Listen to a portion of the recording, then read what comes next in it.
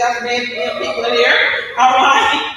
And so she is a wonderful, wonderful person that loves the women and loves to help women. So she's a certified health education specialist, earning her certificate in October 2018 from the National Commission for Health Education Credentialing. She enjoys spending time with her family, traveling, watching movies, and eating delicious foods. So I want you to help me welcome the conflict resolution speaker for today, Miss Kayla Rogers. Can you give her a hand clap? All right. And she has a handout. Did everybody get the handout? Okay. All right, we'll get the handout. You got it? Okay, can you have all of them? All right, we'll get those passed out. Okay, good morning, everyone. The viewer notice can see you. Okay. I am so grateful to be here today. I am going to do my best to stay on track and get through the presentation because I want to be respectful of everyone's time. So I'm going to go ahead and get started. I have a PowerPoint, but it's not quite up yet. We're going to be talking about conflict resolution today. This is something that we can all work on. You're going to learn a little bit about yourself and the type of resolution style that most resonates with you. But you're also going to learn about different styles that maybe will be more beneficial and helpful for you in resolving some of the conflicts in your life. Okay, so to get started, conflict is a disharmony between persons, ideas, or interests. Okay, so that's our first. What is it? That is our first definition. And then for a resolution, it is a course of action determined or decided on.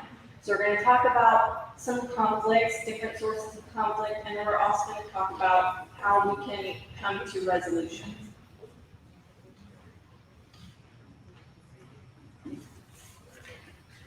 Okay, so the fact of the matter is conflict exists everywhere. It's within all of our relationships, with our family, with our friends, with our colleagues and coworkers, maybe even within some of the relationships you have with women here in this room, right? Conflict is inevitable. It is something that is going to come up in our lives. And it can actually be an indication of a healthy exchange of ideas. And when it's handled correctly, it can lead to an even better result on the other side of the conflict. But when conflict is counterproductive, it can result in dissatisfaction, resentment, a loss of trust, and even can be irreparable to your relationships. Now, some common sources of conflict. First, we have values conflict. So this is an incompatibility of preferences, principles, and practices that people believe in, such as religion, ethics, politics, and even sporting teams. Okay. So with values conflict, all of us are different. We hold on to some of our beliefs more strongly than others. And if we're not willing to compromise or kind of give a little with some of those beliefs, that can lead to conflict. Power conflict occurs when each party wishes to maintain or maximize the amount of influence that it exerts in the relationship. So with this, an individual may be trying to keep the control that they have within a relationship, only prioritize what they want and what they need, and that can lead to conflict. Interpersonal conflict. So this occurs when two people or more have incompatible needs, goals, or approaches in their relationship. So the example here is communication styles. I am an introvert. I usually will keep to myself. And for people who are more outgoing, they may take offense to that. And it's just because we have different personalities. So sometimes I might be offending someone who is more of an extrovert and I don't even know, but it's just my personality. So sometimes things like that can also lead to conflict. Now this next type is a big one. I am recently engaged, and most of the conflict within my relationship comes from ineffective communication. And this is something that I'm working on. But when individuals do not communicate effectively or clearly, it can lead to misunderstanding and confusion. So an example of this, directions. I use a map to go everywhere. I use a map to drive to work, even though I go there every single day. My fiance, on the other hand, he can look at something one time and he knows. I'll tell him, oh, I need to go here, and he'll say, well, you can take this, and this road, or you can go this way, or a third option is you can do this. But he isn't very detailed, right? And so a lot of times he'll be trying to tell me something, and it's not good enough, it's not effective enough, and then we get into arguments because he wasn't clear enough for me. Environmental conflict, tension caused by stressors, such as pressure and expectations of success. So sometimes outside things are getting to us and we're taking out our frustrations on other people, even though maybe they don't have anything to do with it at all. And then lastly, internal conflict. This is conflict within yourself. So if you ever, as we learn and as we grow, we may come across something and we find it's different than what we've always believed. And so maybe we're struggling internally with something. So I will give an example. I was giving a class one day and this woman was brave enough to speak up. We were actually talking about conflict resolution. And she said, I had an internal struggle. I grew up in a very small town and a lot of the people in the town were family. And they always told me certain things about people of color. She said, whenever I got old enough and I moved out on my own and I started to meet more people, I realized that these things that I had believed my entire life were not true at all.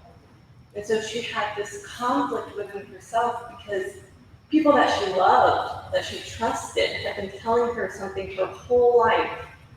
And then when she got away from those people and she formed her own opinions, she realized that that wasn't true, right? And so she was struggling within herself with that knowledge. So with conflict, there are different conflict styles. And so I'm going to go over these 5 types of styles for dealing with conflict. And you may feel that you relate to one style more than the others. So the 5 styles are competing, accommodating, avoiding, collaborating, and compromising. With these styles, there are 2 dimensions that we want to keep in mind, and that is assertiveness and cooperativeness. So assertiveness relates to behaviors that are intended to satisfy our own concerns, our goals, our needs. Cooperativeness relates to behaviors intended to satisfy other people's concerns and other people's needs. Okay, so on the handout that I gave, there is like a little chart, and it places these things on that chart based on how high they are in assertiveness and cooperativeness. So the first style, competing, the catchphrase is my way or the highway. I heard this a lot growing up. So this is a power-oriented mode. It's high in assertiveness and low in cooperativeness. It's more concerned about your goals, less concerned about the goals of other people. The goal here is to win and pursue your own agenda at another's expense, and this can be seen as a forcing style. On the opposite end, we have accommodating. So this catchphrase is, okay, whatever you want. Sometimes you don't even want an argument with somebody. You just, okay, whatever you want, I give in. I don't want conflict. This style is low on assertiveness and high on cooperativeness. So the goal here is to yield. But when you do this, you may be neglecting your own needs in order to take care of the needs of someone else. Next, we have avoiding. So this is low in both assertiveness and cooperativeness. You're not really worried about your needs, you're not worried about the needs of somebody else. You just want to avoid this conflict entirely. You don't want to have to deal with it. The goal here is to put it off for as long as you possibly can. Next, we have collaborate. The catchphrase, 2 heads are better than 1. So here, you're kind of in the middle, or high for both. So you want your needs to be met, but you also want to make sure the other person's needs are being met as well. So with this, the goal is to find a win-win situation. And then finally, we have compromise. The catchphrase here is, let's make a deal. So this is in the middle of being assertive and cooperative, and the goal is to find quick middle ground, a quick solution. A note on all of these styles, you may find that you resonate with one more than another. They can all be useful in different situations. You can't always be competing. It can't always be just about what you want and your goals. If you care about your relationships with other people, sometimes you're going to have to give a little, whether that be that you are collaborating or you're compromising. Those types of things can help your relationships. So try using different styles when you can. When it comes to dealing with difficult people, we all have difficult people in our lives. We've all been considered a difficult person by someone else. Just a few things to keep in mind. Be respectful. Okay. Try to understand where someone else is coming from. Understand that, we're all going through our own struggles, and maybe if you try to think about that, that can help you with the conflict you're having with somebody else. So, I know I am about to be out of time, if not out of time. So I'm just going to go ahead and talk about the 5 ways that you can respectfully disagree with someone. Okay? 1, don't make it personal. If you have a conflict with somebody, the problem is the issue. The problem is not the person. So don't make it personal. Avoid putting other people down and avoid putting down other people's beliefs. Maybe they don't see things the way that you see things. It's all about perspective. But we don't want to put people down. Use I statements when you communicate to let someone know how you feel and what you think. So an I statement, instead of saying, you've been spreading these rumors about me, I don't appreciate that, right? That's kind of like an attack. Some people might get defensive, and your conflict may not be resolved. With an I statement, you open up with I feel, identify that feeling, and then why. I feel betrayed when I hear that people are spreading rumors. Listen to the other person's point of view.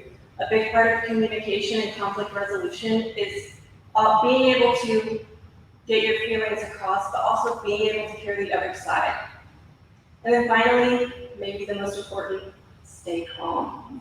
Right? Nothing is going to get solved if you're both heated. So I know I kind of rushed through this. I will be sticking around for questions. If you have questions, I just want to be respectful of everyone's time, and I appreciate you for having me here.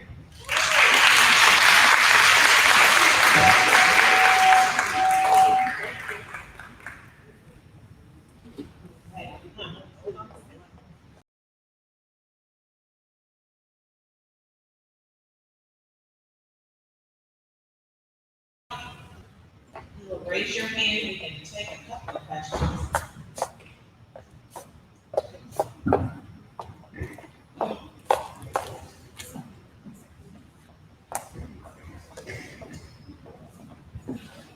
ladies, I wanted to just, for Kayla to just come back here for a minute because she has 2 books that she has given. I don't want to tell about the books right quick that you've given to us in your packet as a gift.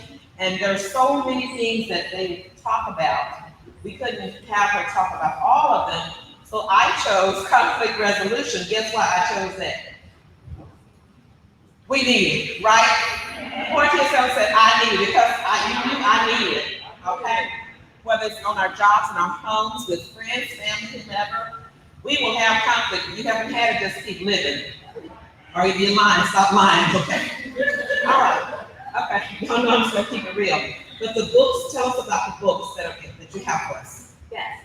So there are 2 books in the bags. One is What Are the Facts? And this is a guide to help us as we age.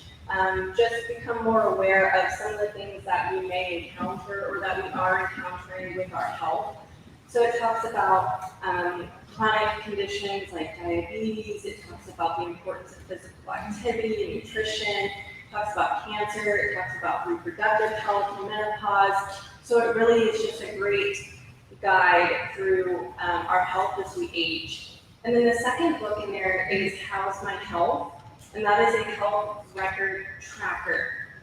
So this publication I really love because you can keep up with all of your health-related things in one place. So I give this to my grandparents because when they go to the doctor, their medications get changed up, they get confused. This is a place where they can keep everything in one spot. You can keep up with your vaccines, your doctor's appointments, notes that your doctors give you, your family history, your annual checkups and screenings, your medications. It really is just a great tool to have. So with these publications, they are free. We also offer other publications. We have some for adolescent girls. We have a Which Way publication for a healthy lifestyle that talks about physical activity and nutrition. That one's kind of for the whole family. So if you're ever curious or you want to learn more about the Women's Fund or get any of our free publications, you can find them on our website, thewomensfund.org. Okay, very good. Thank you. And thank you so much for the gift. Okay, 1 second. We got to keep it up your good. Thank you very much. Okay. Kayla, hold on 1 second, guys. We got to keep on time. The Women's Fund, okay?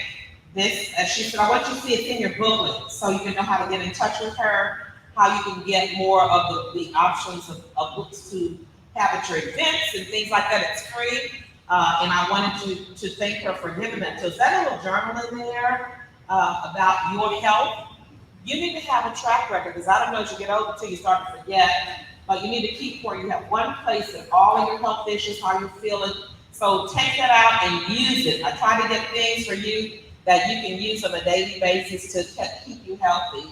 And so when you go to the doctor, then you've got your journal with you with everything you need to ask the doctor, okay? All right, so she is here, and if you have any questions, you can ask her personally. If you didn't get a handout, if you'll leave a couple of those, we do have our virtual audience. We have not forgotten about you.